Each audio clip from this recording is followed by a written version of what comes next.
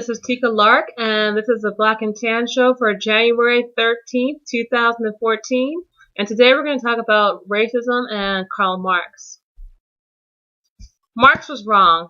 There is a saying that the white man's water is colder, and that references how within white supremacy, white people's pain, idea, and creativity are more real than non-white people's. In many progressive circles, when you bring up anti-black racism, you'll often hear it dismissed as a symptom. There's a subconscious idea that anti-black racism isn't real. It usually follows with racism is a symptom of capitalism. We need to work on ridding the world of capitalism. Anti-black racism is often viewed as the most imaginary of all racisms. For some reason, when white and even black people say this, they don't realize how standalone racist it sounds. It is a white racial framing of history. The white racial framing is the master frame. Any thought, idea, or belief is viewed from the historical narrative of whiteness. I highly suggest you read Joe Fagan's book, The White Racial Frame. Most people do not understand the context in which that was stated or the history of the man that came up with the theory. It was written in the book Wage, Labor, and Capital by Karl Marx in 1847. Marx's father converted from Judaism to Lutheranism to escape one of the oldest forms of racism, anti-Semitism. And though Marx was Jewish, he has some very anti-Semitic writing. As there are black people who want to believe that racism can be behaved away with respectability politics, there are Jewish people who truly think that if they change their name and agree with anti-Semitism, that anti-Semitism will go away. Oppressed people always make up logical reasons for their oppression and often like to imagine that the basis of their oppression is something they can control, even the great and troubled ones like Karl Marx. According to Plater Robinson's book, Deathly Silence, Everyday People and the Holocaust, anti-Semitism, which is racism that can be traced back to at least 72 AD, when the Romans expelled the Jews from Palestine. During the Crusades, before the Christians killed the Muslims in Israel, they killed the Jews at homes first. These events are clearly long before the existence of capitalism and disrupts Marx's entire theory on racism. Jewish is a man-made category, black is a man-made category. Both are valid categories in the present era. Capitalism isn't a tree with racist, homophobic, and sexist leaves. A better analogy is weaponry. Racism, sexism, and classism are all equal weapons to oppress people. The real disease isn't capitalism, and the problem isn't even a disease. The problem is a clear-headed, irrational killer in cultures viewed through the white person's lens. The killer's name is oppression. Oppression is carried out with various violent weaponry. Oppression occurred during the era of the monarchy, continued on with imperialism, and exists now in capitalism. One of the newer weapons is the anti-black form of racism. An older weapon is anti-Semitism. An even older weapon is sexism. Newer weapons are always more efficient weapons, but any weapon can kill you if you know how to use it correctly. The weapon of racism may have initially been used just for hunting purposes, so only dangerous during hunting, i.e. in relationships when black people are poor and white people are rich. But currently, the weapon of anti-black racism is used for all kinds of purposes. I'm not poor, yet I experience racism. Anti-black racism has moved beyond its initial point, and if you can't see that, it's because you're probably not acknowledging your white racial framing of history. And anyone can have that. Black people, Latino people, white people, Asian people. Many people argue that race is a man-made concept that is not real. What isn't a man-made concept? Sexism is a man-made concept. Homophobia is man-made. Possibly this is an argument for the comment section. Poverty is a man-made concept. War is a man-made concept. Should we not discuss those either? Is ending war a pointless conversation because the root of it is capitalism and money? I doubt many in progressive circles would shut down the war conversation to discuss capitalism. If I took a gun and shot you in the head because of an imaginary fight I got in with you in my own head, is my action not something that should be discussed? The implication when you imply racism is a symptom of capitalism means that you assume that racism is actually rational. Racism is simply a more efficient way to make more money. Racism is validated by cognitive dissonance. Anti-black racism is validated by the white racial frame that filters everything from art to culture to history from the white supremacy perspective. It even filters people's pain. Anti-black racism isn't real because black isn't real. Black people aren't real people. That's what you're saying when you're saying racism isn't real. Hijacking race conversation with the real reason is capitalism just proves that racism has nothing to do with capitalism, because even within anti-capitalism circles, the white man's water is still colder, even if he's Jewish. This is Tika Lark with the Black and Tan Show for January 13th, 2014. And up next, we're going to have an interview with Chuck Morse. So it's great meeting you, Chuck, and I'm glad that you're my first guest here on the Black and Tan Show. How's the weather in Oakland? I know it's cold in New York. Thank you very much for having me. I feel honored to be among your first guest. Things are rainy and overcast here in Oakland, so we're hoping for some rain. Oh my gosh. We really, really need it, so we'll see. There's probably not going to be any, but it would be great if some were to come. Okay. Well, I'm just going to kind of get into the interview now. Sure. You're a writer, you're an editor, you're a translator. I mean, I almost want to ask you about you're going to Mexico. You do so much. I know you found the Institute for Anarchist Studies. Can you tell me a little bit about that? And just a little bit about what is anarchy? Sure, that sounds good. It's a good question. I've been involved with the anarchist movement since 1982, so for 1982, so for 32 years. Okay. And so since I was 13, and it's been an ongoing part of my life, an important part of my life, and my engagement with the anarchist movement has always been critical, and it's taken different forms over the years. In 1996, I founded the Institute for Anarchist Studies when I was coming out of graduate school, and the idea was basically to create an institution that could help fund radical writers. At the time, I felt and we felt that the market wasn't supporting radical writers, and the academia wasn't supporting radical writers, so we needed to create an institution that could do that. So it is and was a grant-giving organization for radical writers. I left the Institute for Anarchist Studies in 2005 and started doing my own thing, but the organization has been going strong since then and doing a lot of great things, although I bear no responsibility for any of the great things that it's done since then. But I did found it, and I was a major part of it for the first 9 years.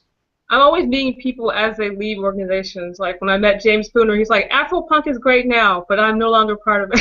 Yeah. But I mean, starting stuff and, being able to have something that keeps going on, that's kind of means something.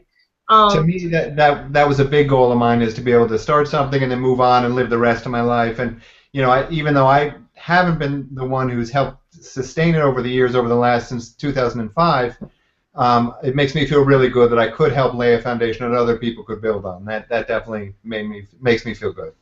Yeah, and that's so let's go on to a little bit to what it is, because I want to go back to that, is laying a foundation so that people can build upon it, because that's kind of like what we're going to talk about a little bit later. But before we talk about that, what exactly is anarchy for people? What's an anarchist? What is anarchy for people who don't really understand it and just kind of view it as like, oh, it means nothing or no control or something like, in this really random corporate kind of definition of it. What does it actually? That's a good question. It's an excellent question. People used to say that there are as many different types of anarchism as there are anarchists, and I'm afraid that is the case. One person might interpret it one way and another person might interpret it another way. However, as a rule, it tends to refer to a form of politics that is anti-capitalist and anti-statist. So a radically democratic, highly participatory, highly egalitarian politics. That's what it means, I think, to most people involved in the anarchist movement. That's what it essentially means to me. People interpret this in all types of different ways and give it all types of different forms. But that's, I think, what it means to a lot of the people involved in the movement. And I will say that anarchists have been leading figures, say, in the Occupy Wall Street movement, in the anti-globalization movement, and in all of the radical protest movements that have existed, since I was engaged. Anarchists have played an important role. And I think that one way to answer the question, what is anarchism, is to look at what anarchists have done. And in the context of those movements, they've tended to fight for a more militant, more revolutionary stance, and they've tended to fight for an anti-statist, anti-capitalist perspective. So those I think are some of the core pillars of the anarchist movement today. It was a little different back prior to World War II. There were a lot of similarities, but it was somewhat different. But these are some of the things that I think motivate people today. Okay. Well, that's like a good definition. I mean, an understandable definition. So let's move on to Bookchin. Um, he was, to me, I was a real admirer of him and his work, especially social ecology. Yeah. He's one of the leading, kind of like, well, I thought he's one of the more authentic voices in the green movement. Hmm. Why do you think he failed to catch on? Yeah, it's an excellent question. He was definitely an inspiration for me, and he was somebody that I encountered over the course of the evolution of my identity as an activist, and certainly inspired me as well. And I think the way you characterize it makes a lot of sense. Um, it's an excellent question, and one that you can answer in a lot of different ways, of course. Um, he was essentially an ecological anarchist, and to some extent, his ideas really have caught on. They've caught on to the degree that they help create a context for movements like the anti-globalization movement and like the Occupy Wall Street movement. So in that sense, he created an intellectual climate where people could articulate, really radical, decentralist, anti-statist, anti-capitalist politics. He helped lay the foundation for that, which is something I find exciting. However, in another sense, his ideas really didn't catch on, and this you have to answer in a different way. To some degree, he was a sect builder. He believed that he had been able to, that in his work he had been able to provide a novel interpretation of nature and history and human culture, and he tried to organize people to implement his view of how the world should be. Mm-hmm. And that really didn't catch on. During the course of his lifetime, he had a big influence on people like me and hundreds, if not thousands, of other people, but he wasn't able to build a movement organized around his ideas. So in that sense, he didn't catch on. And I think, and why did he fail to catch on? Why did he fail to catch on is an excellent question. I would say, well, okay, I guess the answer is he did in some ways, he didn't in others. And that's, I guess, just how I'd have to leave it. Why didn't he catch on in the way that he had really hoped to catch on? That's a tough question.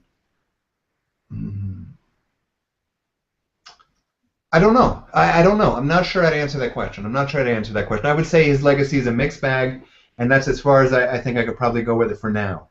What about his critiques on deep ecology? Because I feel like in a way in the green movement it has kind of lost its way. It's been about like I can be green if I just get the right car. Yeah. And I mean in that way he didn't catch on, but in that way it's kind of like almost seemed like his warnings of what the green movement was becoming kind of became true.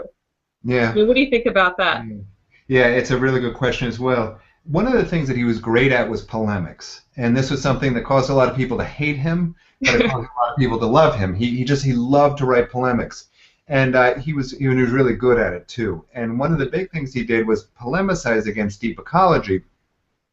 And what that did is, at the time, it polarized the green movement between people who had a sort of misanthropic, anti-human perspective on ecology. So their perspective was, in order to sustain the environment and build an ecological society, we basically need to remove people from the picture. So they're very anti-human. There were those folks on the one side. And on the other side, there were people identified with his view who believed that humans as such are not the problem. What we need to do is change society and to create an ecological society so we can have a place for humans in the context of a larger ecological system.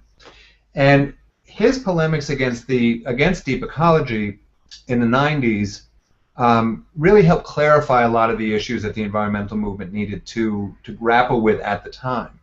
So I think that was a valuable part of his work. He definitely made some enemies in that, but this was one of the things that was great about Bookchin, is that he wasn't afraid to piss people off at all. He was, a really hard-charging, in some senses, divisive guy, and in certain contexts that was great. Like in this particular case, I think it was pretty great. Okay. Yeah. Well, were people upset by your assessment of him and being a Bookchinite? You were kind of critical of him. Were people upset by that? Yeah, it's a good question. Some people were. I wrote the piece shortly after he died in 2006, and my hope with the piece was to start a discussion about how to assess his legacy. He had had a huge impact on me and on many other people, and I felt that we needed to really think through what that legacy was, what the good things were, what the bad things were, and really what to do with it. And so I wrote a critical piece that was a critical assessment of my encounter with Bookchin, not an assessment of his ideas as such, but of my encounter with them, with his ideas, and with him. And it did upset some people. Murray was a thinker that demanded a lot of loyalty, and what he did is he surrounded himself with people that were willing to declare their adherence to him, and often felt very threatened by critiques. So there was a small faction of people that felt threatened by the fact that I was critical, and particularly threatened by the fact that my critique was sympathetic. I didn't just want to denounce him, but I wanted to help provide a language for a more balanced assessment. So some people were pissed off, and there were some polemics back and forth. Although I will say that most of the people that read my article were pretty supportive. And it's a hard process when you're coming to terms with with a human being, because we're all complicated. We all have good things, we all have bad things, and I know that when I die, my legacy is going to be a mixed bag. And it's really tough to sort that out. It really is. No, I thought it was very fair, but I think that probably is always an issue. People kind of want you to be black or white, like either you love someone or you hate them. So when you have it this mixed way, people kind of like, you're not being loyal to a side. Yeah, That seems to always be, especially in the radical movement, people always want you to be the extreme. Yeah. And it's always somewhere in the middle. I think my piece would have been easier for people to accept if I had said Bookchin is the worst human being that was ever born. He is just a terrible being, and just he shouldn't have been born. Or on the other hand, if I had said he was the best human being ever born, he was the greatest thinker to ever live on the planet Earth, etc., etc. If I had written from one of those two extreme perspectives, I think it would have been easier for people to accept. But since I tried to provide a balanced view, it was harder because it was more ambiguous. Yeah, I'm definitely going to bring you back on here to talk about Marx later on. Not today, but later. But I think I read the things that you wrote about it. I thought that was pretty fascinating. So we're going to talk about that. I'm gonna go see your piece being Bookchin. I'm gonna read a little bit from it. Okay. It says, I recall marveling at how strange it was that Bookchin had settled in Vermont, the whitest state in America, and also the organization that he had built were almost overwhelmingly white, between 90 and 10%, and his cadre exclusively so. Though I never witnessed what I recognized as an obvious act of prejudice, it was clear to me that Bookchin lived in a bubble. Do you think that Bookchin had issues with intersectionality? Could he see class and gender? Could he see gender and race? I mean, was that like a challenge just for him, or more so than the typical person? Or do you think that was just part of society? It's just part of American society. Everybody kind of has an issue with that. Yeah. That passage that you read is one that really touched a nerve with a lot of people. Some people loved it, and some people hated it. That particular passage. Mm-hmm. He was really paradoxical in this sense because he thought of himself as an opponent of domination as such in all of its facets. So the way he framed it is that the old Marxists and socialists and communists, etc., were opponents of class domination, whereas one class dominating another, whereas he saw himself as an opponent of all forms of domination. So that would include gender-based domination. It would also include class domination, and it would also include racial domination, as well as any other form. Mm-hmm. So in one sense, he provided a vocabulary for thinking about things like white supremacy that other people on the left hadn't really been able to provide. However, he, in his own work, had nothing insightful to say about white supremacy and very little to say about racism. It was just an absence in his work. It just wasn't there. So it was paradoxical. It seemed like he had opened a door that could have created a context for a lot of insightful work on this topic, but he just didn't do it really at all. And it was problematic insofar as he tried to provide an overall theory of society. You just can't talk about the United States, let's say, or the world, whatever. You can't talk about where I live right now without talking about white supremacy and racism. You can't make sense, Oakland, California. You just can't do it. So in that sense, it was much more than an oversight. It was a real failing on his part. Um, not every thinker can do everything, and he offered a lot of wonderful things, but this was definitely a failing, I think, on his part. No, I have to say that even though I thought he had brought up some good points in regards to the green movement, in regards to that, when Yeah, he criticized the whole overpopulation yeah, yeah, aspect. But when you said that, when I read that, I was like, I have to say I got a little sad. Like, oh, that's true. But it's an accurate critique. You can't look at the United States and not do something. That's not like a minor thing, you know. A lot of people try yeah, to view it as a minor thing, but it's really not a minor thing. yeah. Um, so, do you think Bookchin was a warning or a guide? All right, let me think. When I think of Bookchin, there are not many people that use his work as a platform for activism anymore.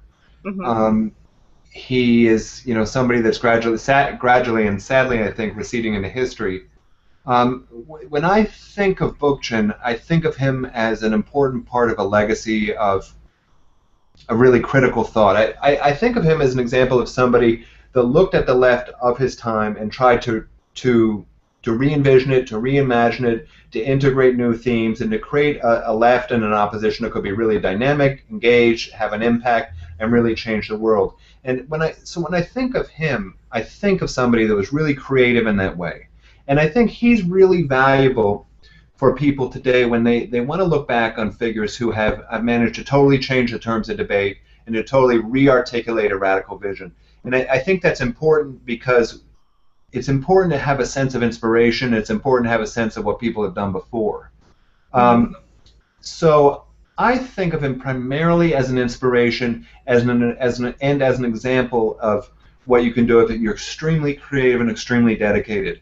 I wouldn't argue that people should emulate what he did or live like he lived, that kind of thing, but I do think he left a legacy of creative engagement, and that's something I really celebrate. Hmm. Um, so, how can we on the left, in regards to become more relevant in making change? Like, what would you suggest? Well, let me think. What I'm trying to do is I'm writing about the city in which I live, Oakland, California, Hmm. and my big concern in this case is finding a way to open up the debate and to create a context in which we can actually talk about real alternatives. Unfortunately, the established discourse in Oakland, and I think in many cities um, across the United States, if not elsewhere, is really limited. And it's really hard to find a way to even talk about the need for changing society and talk about a need for changing the social structures that we live in. So my goal is to help think about ways that we can change the terms of debate. That's what I do. Hmm. Um, and I tend to gravitate toward other people that do that as well. So that's what I'm focused on now. But of course, there'd be many other ways to do it. For me, that feels like one of the first steps. Um, as a way, it feels like one of the ways to create a context for other forms of activism. So, when is your book on Oakland gonna come out? I mean, is that going to be the main topic of it, or is there going to be some other things in the book? I mean, unless you want to keep that a secret. Yeah. No, it's fine. It should come out in the next year and a half or so. I'm revising it right now, and I'm Okay. not sure how long it's going to take me to do the revision, but I think a year and a half is a good estimate. And it's going to be a critical assessment of the role of liberal Democrats in the city of Oakland. The city of Oakland elected its first African American liberal Democratic mayor in 1977, and since then we've been all of our mayors have been liberal Democrats, and the city administration has been defined by liberal Democrats. So I'm looking at what they've been able to accomplish, critically looking at what they've been able to accomplish and where their failings have been. Oh, that's going to be interesting. Maybe you could do Inglewood next. Yeah, exactly. Yeah, I mean the politics that they represent is probably something the same type of politics you'd find in Inglewood. It's very common liberal democratic vision. And I hope to identify some of their shortcomings and to look at ways that we can move beyond um, what they left us. Oh, that's gonna be exciting. So, is there anything else that you would like to add? No, no, this is great. I feel so pleased to be able to do this with you. So no, no, thank you. I I don't know if we're live right now, and so I'm kind of wondering like Am I still talking to the internet or not? You know? You're still talking to the internet. Ah! No, it's great. Well, I really appreciate it. well, thank you so much, Chuck, for talking with me, and looking forward to hearing from you and reading more of your work and just kind of following you up north. So thank you so much. All right, thank you so much. I'm gonna click something, and I think it's gonna end our discussion. So nice to talk to you. I'll talk to Nice you again talking to soon. you. Okay, Bye. thank you.